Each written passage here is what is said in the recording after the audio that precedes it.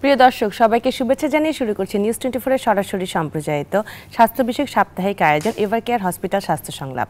পুরো অনুষ্ঠান জুড়ে আপনাদের সাথে আছি আমি ডাক্তার তানিয়া আলম। প্রিয় দর্শক, আগামীকাল 25শে মে ওয়ার্ল্ড থাইরয়েড ডে। এই উপলক্ষে আমাদের আজকের অনুষ্ঠানের বিষয় থাইরয়েড হরমোনজনিত সমস্যা ও করণীয়।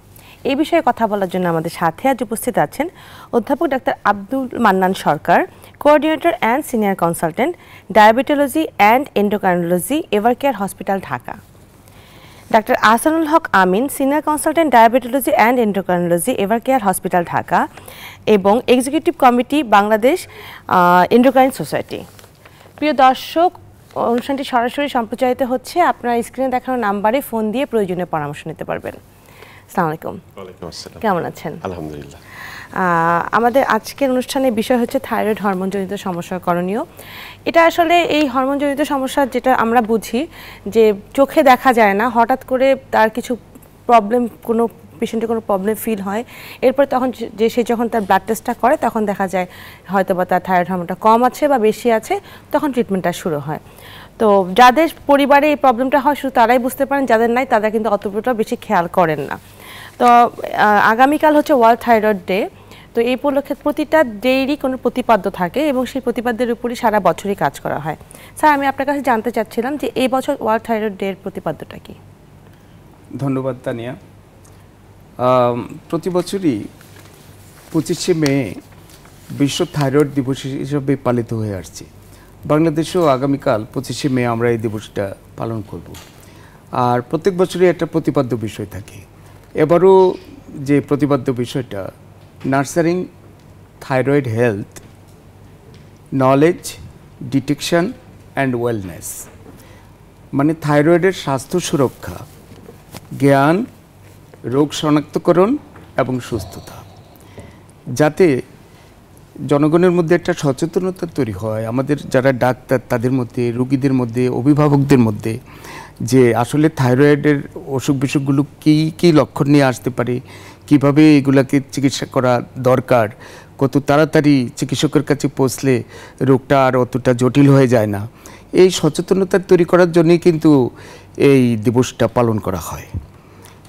আচ্ছা স্যার, আপনার কাছে আসি যে থাইরয়েড গ্ল্যান্ডটা যেখানে গলার নিচের অংশে থাকে, তো এটা আসলে কী কী ধরনের ডিজিজ হতে পারে, কী কী রোগ হতে পারে একটু বলবেন? আপনাকে অনেক ধন্যবাদ। থাইরয়েড গ্ল্যান্ড এবং থাইরয়েড হরমোন, গ্ল্যান্ডটা আমাদের গলার সামনে থাকে এবং এর থেকে যে হরমোন নিঃসৃত হয় তাকে থাইরয়েড হরমোন বলা হয়। তো অনেক ধরনের সমস্যাই হতে পারে। হরমোন তৈরি বেড়ে যেতে পারে, তাকে আমরা বলি হাইপার থাইরয়েড। হরমোন তৈরি কমেও যেতে পারে, তাকে আমরা বলি হাইপোথাইরয়েড। এবং অনেক সময় দেখা যায় যে এই গ্ল্যান্ডটা বড় হয়ে যায়, আমরা বাংলা ভাষায় যাকে বলি গলগণ্ড অথবা গয়টার, সেটাও একটা রোগের লক্ষণ। আপনার এই গ্ল্যান্ডের ভেতরে ছোট ছোট গুটির মতো দেখা যায়, ইংরেজি ভাষায় যাকে বলে থাইরয়েড নোডিউল, নোডিউলার থাইরয়েড ডিজিজ, সেটাও একটা বিশেষ থাইরয়েডের অসুখ। এবং মনে রাখতে হবে যে এই নোডিউলগুলো খুব কমন, তবে গুরুত্বপূর্ণ বিষয় হচ্ছে এই নোডিউলগুলোর ভিতরে থাইরয়েড ক্যান্সার বাসা বাঁধতে পারে, যদিও তার পরিমাণ খুব কম। এবং পৃথিবীতে যেই অল্প কয়েকটা ক্যান্সারকে তাড়াতাড়ি ডিটেক্ট করলে খুব ভালোভাবে চিকিৎসার মাধ্যমে এটাকে খুব ভালোভাবে ম্যানেজ করা যায়, তার মধ্যে থাইরয়েড ক্যান্সার একরকম। তো সুতরাং অল্প কথা যদি নাটশেল বলি তাহলে হাইপার থাইরয়েড হরমোন বেড়ে যাওয়া, হাইপোথাইরয়েড হরমোন কমে যাওয়া, থাইরয়েড ম্যালিগন্যান্সি হতে পারে এবং সিম্পল গয়টার, শুধুমাত্র বড় হয়ে গেল গলগণ্ড হিসেবে দেখতে। যেটা এখন আসলে রেটটা হয়তো একটু কমে গেছে, এত বড় বড় আগে দেখা যেত, একটু কমে গেছে। স্যার, আপনার কাছে আসি যে থাইরয়েডের অসুখ সম্পর্কে জানলাম, কিন্তু এই গ্ল্যান্ডটা আসলে কাজ কি? এই যে হরমোন বের হচ্ছে, এই হরমোনটার কাজ কি আমাদের শরীরে? আমাদের শরীরের মধ্যে এই থাইরয়েড গ্রন্থিটা এই গলার সামনে, চামড়ার নিচে, আমাদের যে শ্বাসনালী তার সামনে এই গ্ল্যান্ডটা থাকে। এই গ্ল্যান্ডটা খুবই একটা গুরুত্বপূর্ণ হরমোন গ্রন্থি। আমাদের শরীরে এই রাত দিন 24 ঘন্টা নিত্য নিয়ত কিন্তু অনেক মেটাবলিক কর্মকাণ্ড কিন্তু হচ্ছে, বিপাক প্রক্রিয়া বাংলা যাকে বলে। এই যে মেটাবলিক কর্মকাণ্ডগুলো হচ্ছে, এটার জন্য কিন্তু থাইরয়েড হরমোন লাগবে, না হলে যে রেটে, যে গতিতে এই ক্রিয়া বিক্রিয়াগুলো হচ্ছে সেটা হবে না, যার ফলে মেটাবলিক বিপাক কর্মকাণ্ডটা স্লো হয়ে আসবে। এই জন্য থাইরয়েড হরমোন খুবই গুরুত্বপূর্ণ।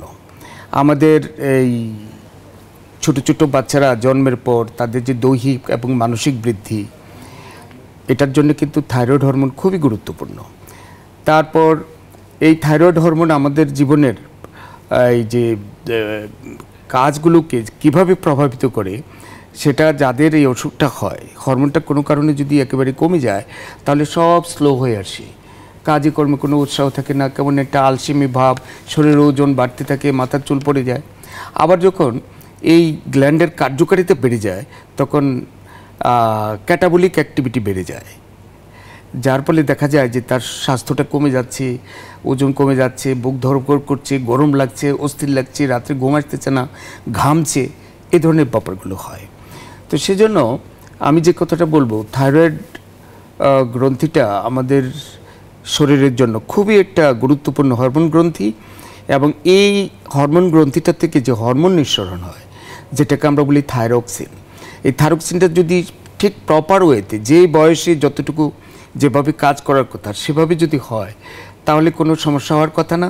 যখনই তার ব্যতিক্রম হবে, হয় সিক্রেশনটা কমে যাবে অথবা বেড়ে যাবে, তাহলেই কিন্তু এই গণ্ডগোলগুলো দেখা দেবে। আচ্ছা স্যার, আপনার কাছে আসি যে এই যে স্যার বলছে যে হরমোনটা রিলিজ হচ্ছে, তো এই যে হরমোনজনিত সমস্যার ঝুঁকিটা কাদের বেশি?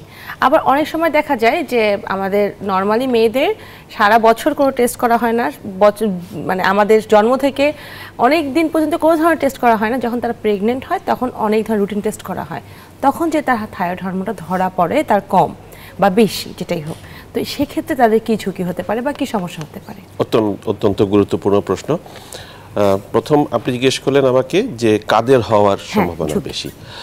আচ্ছা, ঝুঁকি যদি বলতে চাই তাহলে যাদের পরিবারে থাইরয়েড হরমোনজনিত রোগের ইতিহাস আছে তাদের এই রোগটা হওয়ার সম্ভাবনা অনেকটা বেড়ে যায়, বিশেষ করে মহিলাদের। থাইরয়েডে কিন্তু এই হরমোনটার বিভিন্ন রকমের তারতম্য মহিলাদের অনেক বেশি, পুরুষদের তুলনায় মহিলাদের এই হরমোনজনিত রোগ, থাইরয়েডজনিত রোগ হওয়ার সম্ভাবনা 10 গুণ বেশি। কাজেই একটা হলো gender, female gender, family history, এবং আমাদের দেশের প্রেক্ষিতে আমরা দেখেছি যে আমাদের যেই অঞ্চলগুলো সমুদ্রপৃষ্ঠ থেকে অনেক দূরে, আয়োডিনের পরিমাণ যেসব অঞ্চলের মাটিতে একটু কম, সেই অঞ্চলের লোকজনদের ভিতরেও এই রোগটা হওয়ার সম্ভাবনা কিছুটা বেশি। এই রোগ একটা অটোইমিউন ডিজিজের মাধ্যমে থাইরয়েডের একটা ডিজিজ হয়, সেটা আমরা হাশিমোটোজও বলতে পারি, গ্রেভসও বলতে পারি। কাজে অন্য কোনো অটোইমিউন ডিজিজ যদি কারোর থাকে, যেমন রিমাটয়েড আর্থ্রাইটিস অথবা টাইপ 1 ডায়াবেটিস মেলিটাস অথবা অন্যান্য autoimmune disease, skin disease, SLE যদি থাকে, তাহলে এই রোগের সম্ভাবনা বেশি এবং তাদের একটা পরীক্ষা করা উচিত।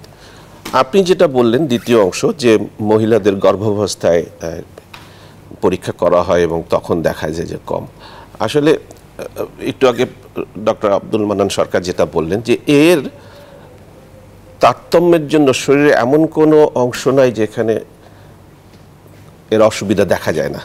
যেমন হাইপারথাইরয়েড হলে হাত কাঁপছে, আমরা নিউরোলজিস্টের কাছে যাই, চোখ বড় হয়ে যায়, আমরা চোখের ডাক্তারের কাছে যাই। কাজে এই রোগটা কিন্তু ছদ্মবেশে আসে, কাজে কোনো একটা স্পেসিফিক উপসর্গ হলে আপনি এটা পরীক্ষা করবেন তা কিন্তু নয়। বিশেষ করে আমাদের এই অঞ্চলে যেখানে এই থাইরয়েডজনিত রোগগুলোর প্রাদুর্ভাব একটু বেশি, সেখানে আমার মনে হয় একটা সময় এসেছে আমাদের রুটিন সবার এই টেস্টটা করা উচিত।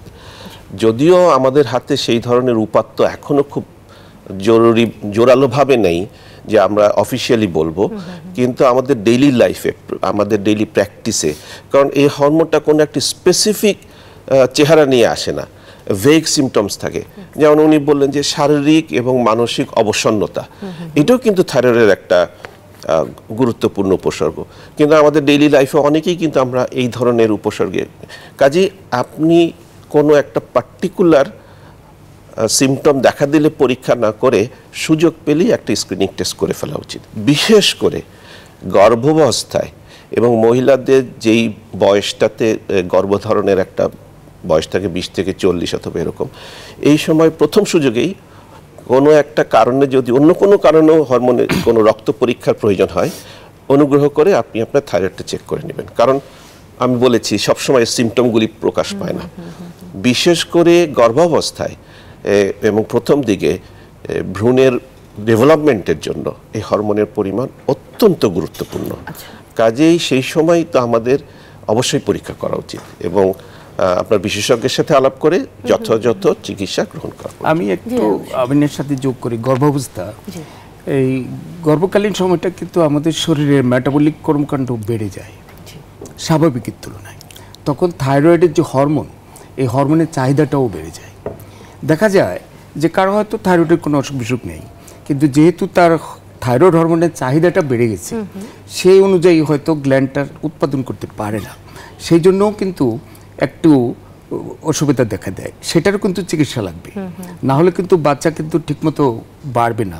তার যে ডেভেলপমেন্টের কথা বললো যে প্রথম 3 মাস, সেজন্য যাদের কোনো অসুখ বিসুখ থাকবে না আগের থেকে থাইরয়েডের, গর্ভকালীন সময় কিন্তু থাইরয়েডটা পরীক্ষা করে নেওয়া অবশ্যই টেস্ট করে নেওয়া উচিত। স্যার আপনার কাছে আসি যে যেটা আমরা বলছিলাম যে মানে গর্ভাবস্থায় থাইরয়েডের টেস্টটা করা উচিত, যাতে বাচ্চার গ্রোথের জন্য বলা হচ্ছে। এখন বাচ্চার নবজাতক বা শিশুদের যদি কোনো মায়ের থাইরয়েড ডিজিজ থাকে, থাইরয়েড হরমোন রেগুলার নেয়, সেই বাচ্চাদের কি ধরনের সমস্যা হতে পারে বা তাদের কোনো সমস্যা হতে পারে কিনা? ধন্যবাদ। গর্ভবতী মায়েদের যদি থাইরয়েডের সমস্যাটা চিহ্নিত হয়, তাহলে সেটার যদি যথোপযুক্ত চিকিৎসা দেওয়া হয়, তাহলে বাচ্চার কোনো ক্ষতি হবে না, গর্ভকালীন সময়েও হবে না, এবং পরবর্তীতে যখন প্রসবের পর ছোটবেলা থেকে বাচ্চার অসুবিধা হওয়ার কথা না। তবে ছোট বাচ্চাদের অনেক ক্ষেত্রে গর্ভকালীন মায়েদের থাইরয়েডের সমস্যা থাকুক অথবা নাই থাকুক, অনেক ক্ষেত্রে দেখা যায় কনজেনিটাল হাইপোথাইরয়েডিজম বলে একটা কথা আছে, থাইরয়েড গ্ল্যান্ডটা ডেভেলপই করে না। ওই গর্ভকালীন সময়ে মায়ের থাইরয়েড হরমোন দিয়ে কিন্তু বাচ্চার কাজ হয়েছে, যেই ডেলিভারি হলো তখন আর বাচ্চার থাইরয়েড হরমোন পাচ্ছে না। তখন দেখা যাচ্ছে যে একটা নবজাতক খুব একটা কান্নাকাটি করে না, বাচ্চাটার কেবল ঠান্ডা লাগে, এবং যদিও বা কাঁদে তখন গলার আওয়াজটা কেমন যেন কর্কশ, হার্শ। আবার দেখা যাচ্ছে বাচ্চাটার কোষ্ঠকাঠিন্য হচ্ছে, হ্যাঁ, তখন কিন্তু বুঝে নিতে হবে যে বাচ্চাটার কিন্তু থাইরয়েডের অসুখ হচ্ছে, হাইপোথাইরয়েডিজম। আর আজকাল যেটা করা হয় সারা পৃথিবীতেই, আমাদের দেশেও এখন শুরু হয়েছে যে নিউনেটাল যে নবজাতক, তাদের থাইরয়েডের অসুখটা আছে কিনা, সেই জন্য TSH বলে একটা হরমোন আছে, হরমোনটা করে তখন ঠিক করা যে হ্যাঁ অসুখটা আছে অথবা নাই। যদি আমরা ঠিক তখনই চিহ্নিত করতে পারি আর যদি আমরা চিকিৎসাটা শুরু করি, তাহলে কিন্তু পুরো এই বাচ্চাটাই একটা স্বাভাবিক জীবন লাভ করবে, তার কোনো অসুবিধা হবে না। আর এর মধ্যে ছোট যে বাচ্চারা নবজাতকের পরেও দেখা যাচ্ছে একটা বাচ্চার যেভাবে যে মাইলস্টোনস অফ ডেভেলপমেন্ট, একটা বাচ্চার দাঁত উঠবে, তারপরে সে হামাগুড়ি দিবে, দাঁড়াবে, গ্লাস ধরে খাবে, এই যে স্বাভাবিক প্রক্রিয়াগুলো ব্যাহত হচ্ছে। দেখা যাচ্ছে একটা বাচ্চা 3 বছর হয়ে গেছে, তাও সে ঠিকমতো হাঁটতে পারে না, দাঁড়াতে পারে না, গ্লাস ধরে খেতে পারে না, এবং তার বুদ্ধিশুদ্ধিও সেরকম হচ্ছে না। ফিজিক্যাল এবং মেন্টাল ডেভেলপমেন্ট, এই দুটোর জন্য কিন্তু থাইরয়েড হরমোন খুবই প্রয়োজন। তো যার ফলে দেখা যাচ্ছে বাচ্চারা অন্য বাচ্চাদের তুলনায় একটু মানসিকভাবে একটু তার ইয়াটা স্লো, এবং তার হাইটও সেরকম বাড়ছে না। তখনই বুঝে নিতে হবে যে থাইরয়েডের কোনো অসুখ হচ্ছে কিনা। সেই সময় যদি আমরা চিকিৎসাটা শুরু করি, তাহলে কিন্তু এই লক্ষণগুলো সব চলে যাবে এবং এই বাচ্চাটাই একটা স্বাভাবিক জীবন লাভ করবে। আসলে এটা অনেক গুরুত্বপূর্ণ একটা বিষয়। একটা বাচ্চা যদি আমরা যেটা বললেন যে অনেক সময় এখনো অনেকে আমাদের গ্রামের দিকে বাবা মাদের অনেক সময় টেস্ট করা হয় না, কিন্তু বাচ্চাটা একটু বোকাশোকা বাচ্চা হচ্ছে, একটা টেস্ট করলেই হয়তো বা বাচ্চাটা সুস্থ একটা স্বাভাবিক জীবন পেতে পারে। আমরা আরও কিছু কথা বলবো একটা বিরতির পর এসে। ফিরছি ছোট্ট একটি বিরতির পর। এভারকেয়ার হসপিটাল স্বাস্থ্য সংলাপের সাথেই থাকুন। বিরতির পর আবারও স্বাগত জানাচ্ছি এভারকেয়ার হসপিটাল স্বাস্থ্য সংলাপে। আজ আমরা কথা বলছি থাইরয়েড হরমোনজনিত সমস্যা ও করণীয় এই বিষয় নিয়ে। আমাদের সাথে আছেন অধ্যাপক ডাক্তার আব্দুল মান্নান সরকার এবং ডাক্তার আহসানুল হক আমিন। স্যার, বিরতিতে যাবার আগে কিন্তু আমরা থাইরয়েড হরমোন সম্পর্কে অনেক কিছু জানলাম আপনাদের কাছে। তো আমি আরেকবার আপনাকে জিজ্ঞেস করি যে ডাক্তারের কাছে রোগীরা কখন যাবে? যে হয়তো বা তার মনে হতে পারে তার থাইরয়েডের কোনো সমস্যা হয়েছে, কোনো মানে স্পেসিফিক কোনো লক্ষণ আছে কিনা, অথবা কি ধরনের লক্ষণ দেখলে আপনাদের কাছে যাবে? ধন্যবাদ। আমি তো একটু আগেও বলেছি যে যেমন অভিভাবকরা তার ছেলে মেয়েদের ব্যাপারে যখন দেখবে যে বাচ্চাটার স্বাভাবিক একটা গ্রোথ হচ্ছে না, বুদ্ধিশুদ্ধিও সেরকম হচ্ছে না, আবার হাইটও বাড়ছে না, তাহলে বুঝতে হবে থাইরয়েডের একটা অসুখ তার হয়েছে, হাইপোথাইরয়েডিজম বলে অসুখ, ডাক্তারের শরণাপন্ন হবে। আবার যখন দেখা যাবে যে কারো এত আলসেমি লাগে কাজকর্মে, আগে যেমন বেশ ভালোই ছিল চটপটে, এখন চটপটে ভাবটা নেই, এটা ওটা ভুলে যাচ্ছে, মাথার চুল পড়ে যাচ্ছে, অন্যদের তুলনায় একটু বেশি ঠান্ডা লাগছে, শরীরের ওজনটা বেড়ে যাচ্ছে, গলার আওয়াজটাও কেমন কর্কশ হয়ে যাচ্ছে। বিশেষ করে যারা গান গায় তারা আগে বুঝতে পারে যে তার গলার আওয়াজটা আগের মতো আর নেই, তাহলে বুঝতে হবে যে থাইরয়েডের একটা অসুখ যেটা হাইপোথাইরয়েডিজম। আবার যদি দেখা যায় যে কোনো একটা মহিলার বিয়ে হয়েছে, 1 বছর 2 বছর 10 বছর বাচ্চা হচ্ছে না, অথচ সবই ঠিক আছে, হাজব্যান্ড ওয়াইফের কোনো প্রবলেম নেই, দেখা গেল পরীক্ষা করে যে তার থাইরয়েড হরমোনটা একটু অল্টার্ড আছে, টিএসএইচটা হয়তো সামান্য একটু বেড়েছে। এই সাবক্লিনিক্যাল হাইপোথাইরয়েডিজম বলে একটা অসুখ, চিকিৎসা করলে সুন্দর ভালো হয়ে যাবে, বাচ্চা হবে। আবার দেখা গেল যে বাচ্চারা তার পিউবার্টি স্টেজে যখন আসে তখন গলার থাইরয়েড হরমোনটা গ্ল্যান্ডটা একটু বড় হয়েছে, তখন বাবা মার একটু খেয়াল করতে হবে যে পিউবার্টাল গয়টার বলেও একটা গয়টার আছে, সেটা না সাথে অন্য কোনো অসুখ বিসুখ হচ্ছে। কারণ এই যে গ্রোথ যে পিরিয়ডটা, এই পিরিয়ডটাতে যদি থাইরয়েড হরমোনের কোনো অ্যাবনর্মালিটি থাকে, সেটা যদি কারেক্ট করা হয় তাহলে সম্পূর্ণ স্বাভাবিকভাবে সব কিছু হবে, তার জীবনের কোনো আর অসুবিধা হবে না। আবার দেখা যাচ্ছে যে একটা মহিলার বারবার কেবল অ্যাবর্শনের হিস্ট্রি, যে তার আগে কেবল গর্ভপাত হয়ে যেত, তেমন আর কোনো কিছু পরীক্ষা করা হয়নি, এবার পরীক্ষা করে দেখা গেল যে তার হরমোনটা একটু অল্টার্ড আছে, আপনি চিকিৎসা দেন তখন ঠিক হয়ে যাবে। আবার দেখা যাচ্ছে কেউ, ওই ডক্টর আমিনও বলেছে যে মহিলাদের থাইরয়েড হরমোন হাইপোথাইরয়েডিজম সবই কিন্তু বেশি পুরুষের তুলনায়।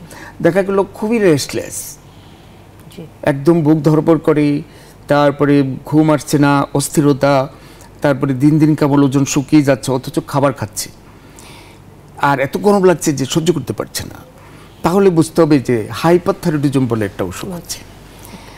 আবার কেউ আছে যেমন মনে করেন কিছু না, কেবল বারবার কেবল অবসাদ হয়, ডিপ্রেশন,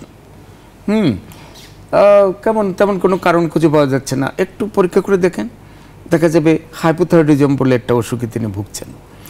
এভাবে এই কতগুলো ভ্যাগ সিমটম, যেমন অনেক ক্ষেত্রে ডাক্তারদের কাছে গেল রোগীরা বলে, ডাক্তার সাহেব আমার কেমন টায়ার্ড লাগে, আমি কেমন দুর্বল, আমার একটু মাথার চুল পড়ে, তখন মনে করে যে ঠিক আছে ভিটামিনের অভাবে মাথার চুল পড়ে, দুর্বলতা, একটা ভিটামিন দিয়ে দিই। আসলে কিন্তু তা না, আপনি পরীক্ষা করলে দেখবেন যে তার থাইরয়েডের একটা প্রবলেম হচ্ছে। এরকমভাবে এই একটা দুটো লক্ষণ অথবা অনেকগুলো লক্ষণ, অথবা এমন দেখা যাচ্ছে যে কোনোভাবেই কোনো লক্ষণই নেই, শুধু কেবল দেখা যাচ্ছে কেবল ওজন কমাতে পারে না, যে আমার ওজনটা কমে না কেন জানি, আপনি দেখবেন পরীক্ষা করে তার হাইপোথাইরয়েডিজম হচ্ছে। সেভাবেই যদি আমরা চিন্তা করি যে আমাদের জীবনে এই যেমন অনেকে হয়তো ব্যাংকে কাজ করে বলে যে আগের মতো আর হিসাব মেলাতে পারি না, কেবল উল্টাপাল্টা হয়, এই হ্যাঁ তখনই বুঝতে হবে যে তার থাইরয়েডের হঠাৎ করে তার কোনো সমস্যা হচ্ছে। এটা এছাড়া তো মানে যেটা যদি বাচ্চাদের ক্ষেত্রে যেটা বললেন যে বাচ্চাদেরটাই স্পেসিফিক, আর বড়দের ক্ষেত্রে হঠাৎ করে যদি তার কোনো স্পেসিফিক সমস্যা বোঝা যাচ্ছে না কি হচ্ছে, এটা থাইরয়েড করলে হয়তো বোঝা যেতে পারে। স্যার কি কি পরীক্ষা নিরীক্ষা সেক্ষেত্রে আপনার রুটিনলি মানে শুরুতেই করেন যে এই পেশেন্টের হয়তো থাইরয়েড মনে হচ্ছে? অনেক ধন্যবাদ। দেখেন, চিকিৎসা বিজ্ঞানের যে অভাবনীয় উন্নতি বিগত কয়েক যুগে, তার ফলে আমরা থাইরয়েড রোগের নির্ণয়ের জন্য রক্ত পরীক্ষাগুলো অনেক সহজলভ্য হয়ে গিয়েছে। একটা সময় ছিল এই রোগ নির্ণয় করবার জন্য ভালো পরীক্ষা আমাদের হাতে ছিল না, আমরা সাপোর্টিং পরীক্ষার মাধ্যমে করতাম। এখন কিন্তু খুব সহজলভ্য এবং প্রায় ভালো ল্যাবরেটরিগুলি সব জায়গাতেই হরমোন টেস্টগুলো হয়। কয়েকটা হরমোন করা যায়, তবে স্ক্রিনিং টেস্ট আমাদের সন্দেহ হচ্ছে চট করে আমরা দেখে নেব সেটা thyroid stimulating hormone, thyroid stimulating hormone, সংক্ষেপে টিএসএইচ আমরা বলি। এটা খুব ইন্টারেস্টিং, কিন্তু এই হরমোনটা কিন্তু থাইরয়েড গ্ল্যান্ড থেকে নিঃসৃত হয় না। এই হরমোনটা আসে আমাদের ব্রেইনের পিটুইটারি গ্ল্যান্ড থেকে। এই পিটুইটারি গ্ল্যান্ড থেকে টিএসএইচ যে হরমোনটা, এটা থাইরয়েড হরমোন নিঃসরণটাকে খুব ভীষণভাবে অবজার্ভ করবে, নিয়ন্ত্রণ করে। থাইরয়েড হরমোন যখন এই গ্ল্যান্ড থেকে তারতম্য হচ্ছে, বেশি হচ্ছে কম হচ্ছে টিএসএইচ পিটুইটারি গ্ল্যান্ড থেকে, তখনই সেটাকে নজরে রেখে তার লেভেলটা বাড়িয়ে কমিয়ে দেয়। ইটস এ ভেরি সেন্সিটিভ, খুব ইন্টারেস্টিং। আপনারা যদি মানে আল্লাহ তাআলা মানুষকে এমনভাবে তৈরি করেছেন, তো আমরা এই একটা সিম্পল টেস্ট, স্ক্রিনিং টেস্ট করে আমরা ধরে ফেলতে পারি যে তার থাইরয়েডের কি সমস্যা আছে, টিএসএইচ। পরবর্তীতে আরেকটা পরীক্ষা আমরা T4 অথবা ফ্রি T4, এটাও সহজলভ্য করে, এই দুটো পরীক্ষার মাধ্যমে আমরা মোস্ট অফ দ্য কেসে থাইরয়েড সমস্যা আমরা ধরে ফেলতে পারি, রক্তের হরমোনটার তারতম্য। FT3 আরেকটা হরমোন, সেটাও প্রয়োজন হতে পারে। এইটা গেল হরমোনের লেভেল। তারপরে আমরা কি কারণে হচ্ছে, আমরা কি অটোইমিউন ডিজিজের জন্য হচ্ছে নাকি নোডুলার গয়টারের জন্য হচ্ছে, সেইটা জানার জন্য আমরা কিছু অ্যান্টিবডি পরীক্ষা করি। অনেক অ্যান্টিবডি আছে, তার মধ্যে অ্যান্টি থাইরয়েড পারঅক্সিডেজ অ্যান্টিবডি, একটু কঠিন মনে হচ্ছে, সংক্ষেপে আমরা বলি TPO অ্যান্টিবডি, থাইরোগ্লোবুলিনের against antibody, anti TG antibody, এবং আরেকটা খুব গুরুত্বপূর্ণ অ্যান্টিবডি আছে thyroid stimulating hormone receptor antibody. Sorry, লম্বা নাম, সংক্ষেপে আমরা বলি আমরা সংক্ষেপে বলি ট্র্যাব। এই তিনটা অ্যান্টিবডি পরীক্ষা অ্যাভেলেবল আমাদের হাতের সামনে আছে। আমরা আরও পরীক্ষা করি, যেমন একটা আল্ট্রাসাউন্ড করে দেখতে পারি গ্ল্যান্ডটা কত বড় হলো, এর ভিতরে নোডিউল আছে কিনা, গুটিগুলির ভিতরে কি সিস্টিক পানি জমা নাকি সলিড নাকি পার্শিয়াল, কি খুব গুরুত্বপূর্ণ পরীক্ষা। একটা বিশেষ পরীক্ষার মাধ্যমে আমরা এই হরমোনটা গ্ল্যান্ডের থেকে কোন জায়গার থেকে আসছে, পুরো গ্ল্যান্ডের থেকে আসছে কিনা, অল্প একটু জায়গার থেকে আসছে কিনা, অথবা গ্ল্যান্ড ঠিক আছে কিন্তু অন্য কোনো কারণে হরমোন আসছে, সেটা একটা বিশেষায়িত পরীক্ষা, radio active iodine uptake test. এইটা খুব সব জায়গাতে সহজলভ্য না। আমাদের আণবিক শক্তি কমিশনের যেগুলো সেন্টারগুলো আছে তারা খুব এফিশিয়েন্টলি এই পরীক্ষাগুলো করে। এর এক ধরনের পরীক্ষা আমরা এভারকেয়ার হসপিটালেও করে থাকি। খুব সহজলভ্য না হলেও এই দুই সেন্টারে আমরা খুব ভালোভাবে এই পরীক্ষাটা করি। এবং কোনো কোনো ক্ষেত্রে নডিউল থাকলে সেখান থেকে সূচের মাধ্যমে কোষ বার করে আমরা মাইক্রোস্কোপের নিচে পরীক্ষা করে আমরা দেখি যে এখানে কোনো ক্যান্সারের আলামত আছে কি না, অথবা কোষ কেন ফুলে গেল, এই পরীক্ষাটা আমরা করতে পারি। তো সুতরাং থাইরয়েড হরমোন, রক্তে হরমোনের পরীক্ষা, অ্যান্টিবডির পরীক্ষা, ultrasonogram, radio active iodine uptake এবং FNAC fine needle aspiration cytology, অথবা সূচের মাধ্যমে কোষ বার করে মাইক্রোস্কোপে পরীক্ষা করা, সব পরীক্ষাগুলোই আমাদের দেশে হয়। কিছু পরীক্ষা অতি সহজলভ্য, কিছু পরীক্ষা বিশেষায়িত সেন্টার যেমন এভারকেয়ার হসপিটাল, আণবিক শক্তি কমিশনের সেন্টার, সরকারি এইসব জায়গায় হয়। সহজলভ্য, আপনার ইচ্ছা থাকলেই আপনার চিকিৎসক আপনার রোগটাকে খুব ভালোভাবে ধরে ফেলতে পারবে। স্যার, এই ক্ষেত্রে আমাদের সাথে একজন দর্শক আছেন। দর্শক, আপনার পরিচয় দিয়ে প্রশ্নটি করুন। আমি ইসরাত জাহান, আমার বয়স 25 বছর। আমি 3 বছর ধরে আসলে হাইপোথাইরয়েড হয়েছি। জি, আমার যখন প্রেগন্যান্সি হয় তখন হাইপোথাইরয়েড হয়ে যায়। জি, আসলে তারপর আমার বেশি জন্মের পরে অনেক পরীক্ষা করা হয়। এখন প্রতিটা আমার বাচ্চাকে হাইপোথাইরয়েডের কোনো মানে সম্ভাবনা আছে আমার ছেলের, আর আমার কয়েকদিন অপারেশনের পরীক্ষা করা উচিত। আচ্ছা স্যার, প্রশ্নটা একটু আমাকে যদি ক্লিয়ার করেন। দর্শক, প্রশ্নটা আপনি আরেকবার বলবেন কি? আমি যেটা বুঝতে পারলাম, উনি থাইরয়েডের ওষুধ, হাইপোথাইরয়েড ওষুধ খাচ্ছেন। জি জি, যে ওষুধ খাচ্ছি আপনি বলতে থাইরয়েড 25 খাচ্ছি কতদিন চলবে? আচ্ছা, মানে ডক্টর আচ্ছা, আমার একটা প্রশ্ন তো দর্শক, আপনার লাইনটা ভেঙে ভেঙে যাচ্ছে একটু। আচ্ছা, আমি বোধহয় বুঝতে পেরেছি, উনি 25 মাইক্রোগ্রাম থাইরয়েড রিপ্লেসমেন্ট খাচ্ছেন, কতদিন পর পর পরীক্ষা উনি করবেন। আচ্ছা, এইটা নির্ভর করবে আপনার। ধন্যবাদ দর্শক আপনার প্রশ্নের জন্য। এইটা আপনি যিনি প্রশ্ন করলেন, ওনার থাইরয়েড, ইসরাত, মিসেস ইসরাত প্রশ্ন করেছেন যে ওনার থাইরয়েড জন্য উনি ওষুধ খাচ্ছেন 25 মাইক্রোগ্রাম, উনি কতদিন পর পর চেক করবেন, এবং খুব সম্ভবত ওনার সন্তানের বিষয়ে জিজ্ঞেস করেছেন। থার্ড প্রেগন্যান্সিতে এটা ধরা পড়েছে। আচ্ছা, উত্তর হচ্ছে যে আপনার যখন আপনি 25 মাইক্রোগ্রাম খাচ্ছেন তখন আপনার থাইরয়েডের লেভেল কত ছিল। যদি আপনার থাইরয়েডের লেভেল TSH এবং FT4 নর্মাল থাকে 25 মাইক্রোগ্রাম খাওয়া অবস্থায়, তাহলে আমরা নির্দিষ্ট সময় লম্বা সময় 4 মাস অথবা 6 মাস পর পর চেক করব। কিন্তু 25 মাইক্রোগ্রাম দিলাম কারণ আপনার TSH বেশি ছিল, FT4 কম ছিল, 25 মাইক্রোগ্রাম দিয়ে আমার দেখতে হবে যে TSH নর্মাল হলো কিনা, FT4 ব্যালেন্সে আসলো কিনা, কাজে সেক্ষেত্রে 6 সপ্তাহ পরে আবার চেক করব। কাজেই ক্ষেত্র বিশেষে 4 থেকে 6 সপ্তাহ, আর যদি লেভেল ভালো থাকে অন্তত বছরে 2 বার ওনার থাইরয়েড হরমোনের পরীক্ষা চেক করে ডোজটা অ্যাডজাস্ট করতে হবে।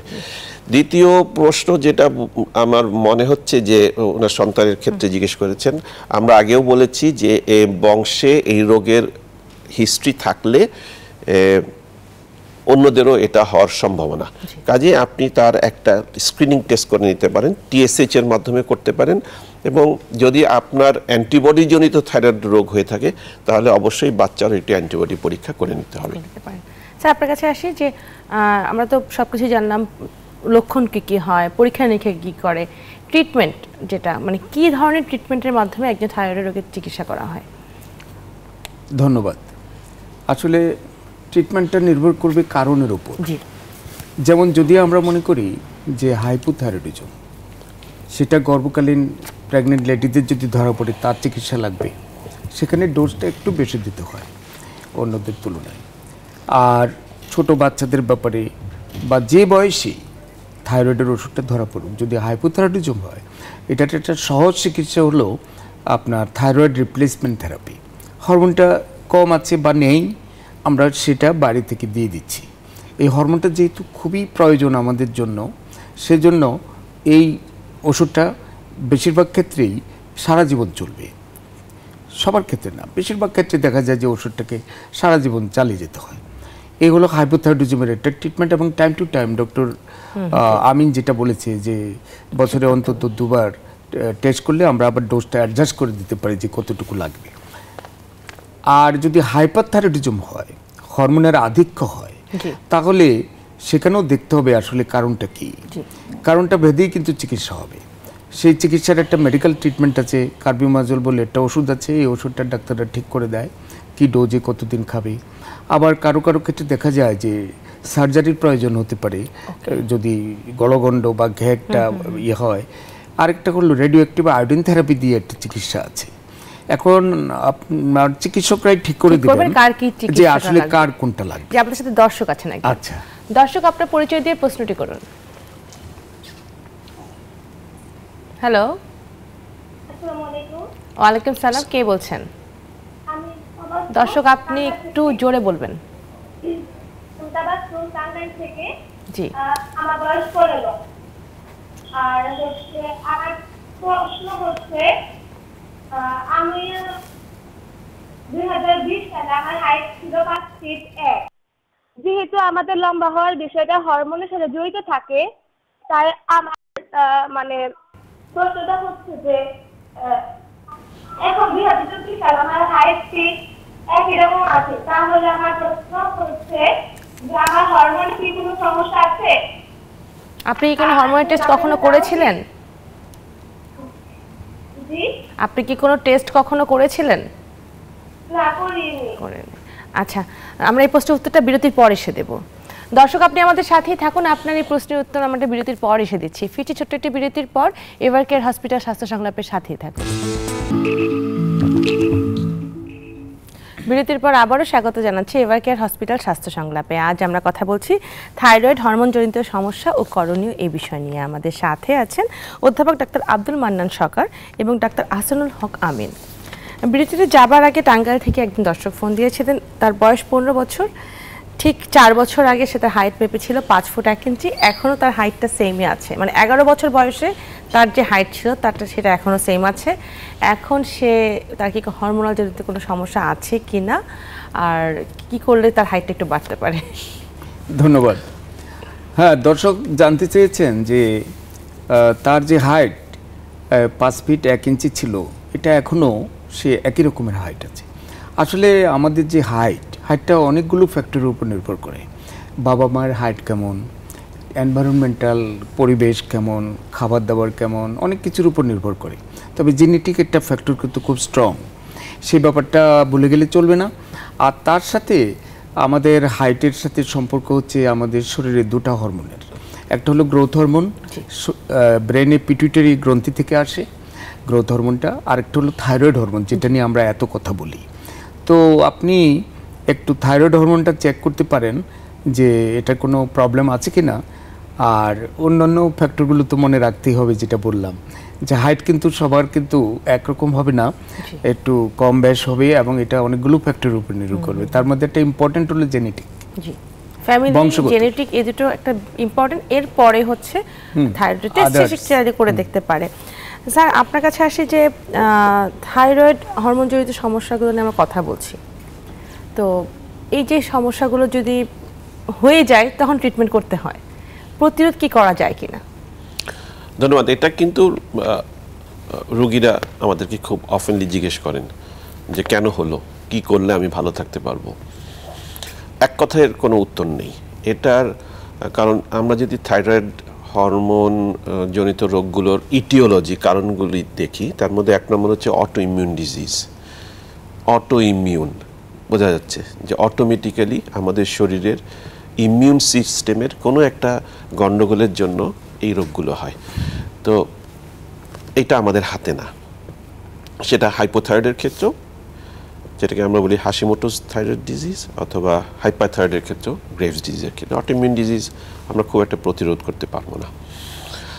তবে তারপরে আসে যে থাইরয়েড হরমোন তৈরির যে কাঁচামাল আয়োডিন, একসময় আমাদের দেশে আয়োডিনের অভাব ছিল এবং তখন দেখা যেত গলগণ্ড এবং এর থেকে থাইরয়েডজনিত সমস্যা হতো।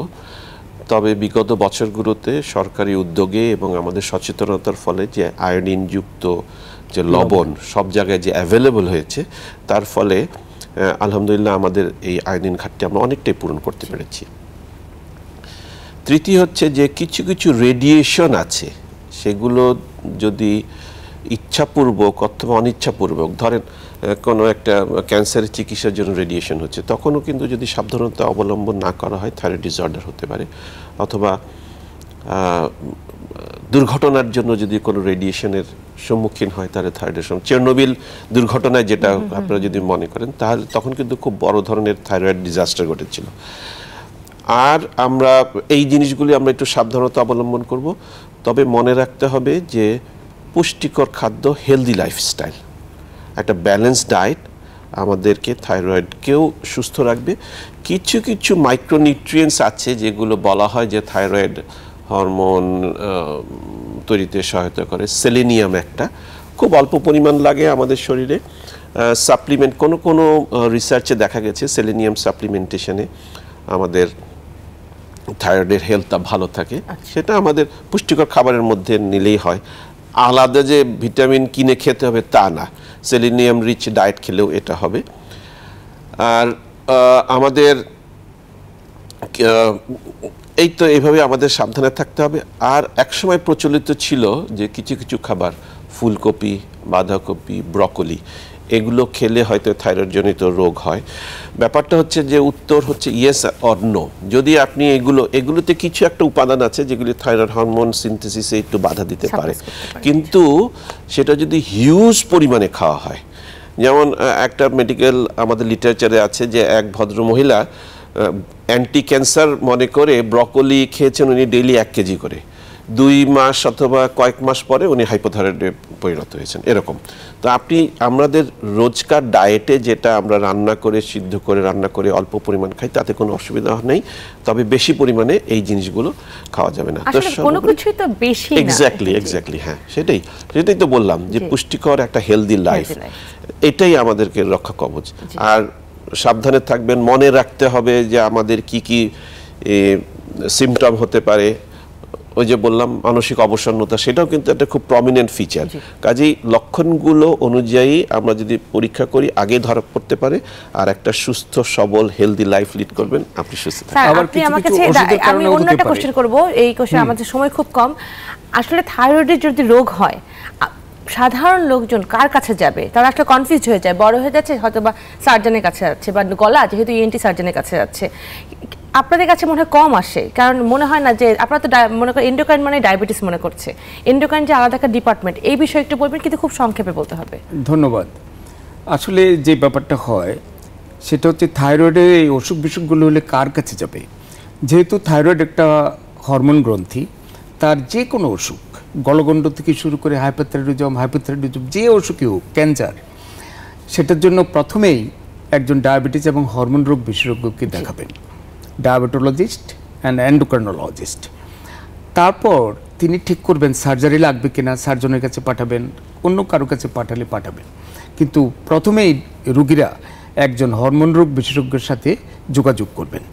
আর একটা সুখের ব্যাপার হলো আমাদের বাংলাদেশে এখন একেবারে ডিস্ট্রিক্ট লেভেলেও একদম রাজধানী ঢাকা ছাড়িয়ে আমাদের অনেক ডায়াবেটিস এবং হরমোন রোগ বিশেষজ্ঞ আছেন, মেডিকেল কলেজগুলোতে আছেন, তারপরে ডিস্ট্রিক্ট লেভেলে, কনসালটেন্ট লেভেলেও আছেন। তো যার ফলে রোগীরা ইচ্ছা করলে কিন্তু হরমোন বিশেষজ্ঞের শরণাপন্ন হতে পারেন। জি, আপনাদের দুজনকে অনেক ধন্যবাদ আমাদের অনুষ্ঠানে এসে দর্শকদের প্রয়োজনীয় পরামর্শ দেওয়ার জন্য। আপনাকেও ধন্যবাদ। দর্শক দেখছিলেন এভার কেয়ার হসপিটাল স্বাস্থ্য সংলাপ, আজ এখানেই শেষ করছি। আশা করি আগামী অনুষ্ঠানে আবারও দেখা হবে অন্য কোনো বিষয় নিয়ে। সে পর্যন্ত ভালো থাকবেন, সুস্থ থাকবেন।